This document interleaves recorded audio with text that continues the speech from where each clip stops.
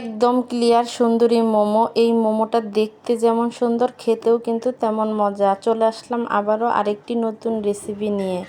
আজকে আমি সাবুদানা দিয়ে এই সুন্দরী সুন্দরী মোমোগুলো তৈরি করব। এজন্য আমি এখানে কিছু সাবুদানা নিয়েছি। এখন এগুলোকে সুন্দর করে একটু ভেজে নেব।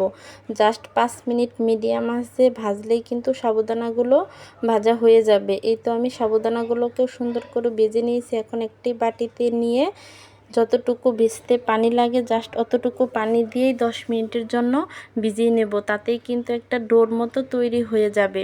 আর আমি এদিকে মোমোর ভিতরে দেওয়ার জন্য যে পুরটা তৈরি করব সেটাও রেডি করে নিয়েছি। এখানে নিয়েছি চিকেন, গাজর, মটরশুঁটি, রসুন কুচি, আদা কুচি আর নিয়েছি কিছু লাল মরিচ কুচি করে।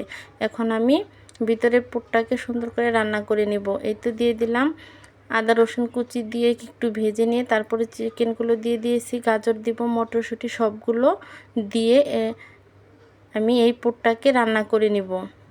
আর এই চিকেন থেকে যতটুকু পানি উঠবো ততটুকু দিয়ে কিন্তু লাড়াচাড়া করে আমি পুরটাকে সুন্দর করে রান্না করে নেব। এই তো রান্নাটা আমার হয়ে গেছে, এখন নামিয়ে নেব।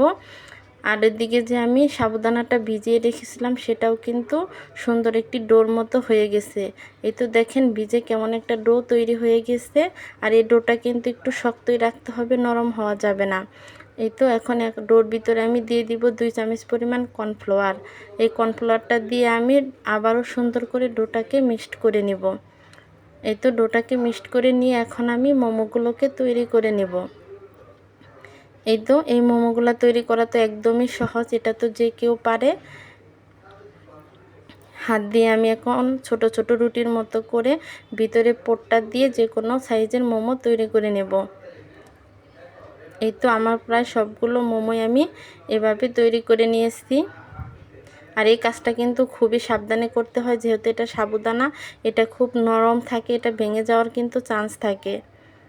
এই তো সবগুলো সাবুদানাই আমার তৈরি হয়ে গিয়ে এই মোমো তৈরি হয়ে গিয়েছে। এখন আমি এগুলোকে ভাপে সিদ্ধ করে নেব। এই তো ভাপ দেওয়ার জন্য আমি চুলায় একটা পাতিলও বসিয়ে দিয়েছিলাম, সেটার উপরে আমি তেলটাকে একটু ব্রাশ করে নিয়েছি। এখন এর উপরে সবগুলো মোমোই আমি দিয়ে দিয়েছি। এখন 15 মিনিটের জন্য ভাপে সিদ্ধ করে নেব। এদিকে আমি একটা চিলি অয়েল তৈরি করে নেব। রসুন কুচি দিয়েছি লাল মরিচ কুচি, ধনিয়া পাতা কুচি আর দিয়ে দেব সাদা তিল, চিনি আর খুবই গরম তেল দিয়ে আমি এই চিলি অয়েলটাকে তৈরি করে নেব। তো সবগুলো দিয়ে এখন গরম তেলটাও ঢেলে দিব। এই তো তেলটাকেও দিয়ে দিলাম। দেখেন এভাবে যখন বলক চলে আসবে তখন বোঝা যাবে যে চিলি অয়েলটা তৈরি হয়ে গেছে। এদিকে আমার কিন্তু লাল মরিচের গুঁড়াটা দিতে খেয়াল ছিল না, সেটাও আমি আবার পরে দিয়ে নিলাম।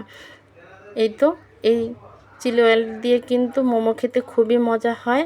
এই তো এদিকে আমার মোমোগুলোও কিন্তু রেডি হয়ে গেছে। এগুলোকে খুব সাবধানে আমি উঠিয়ে নেব। আর এগুলো খুবই যেহেতু নরম, ভেঙে যাতে না যায় এভাবে আমাকে খুব সাবধানে উঠিয়ে নিতে হবে।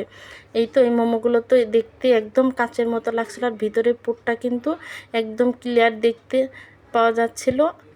সবাইকে অসংখ্য ধন্যবাদ। আল্লাহ হাফেজ। এভাবে সবাই মোমো তৈরি করে খেয়ে দেখবেন, মজা হবে।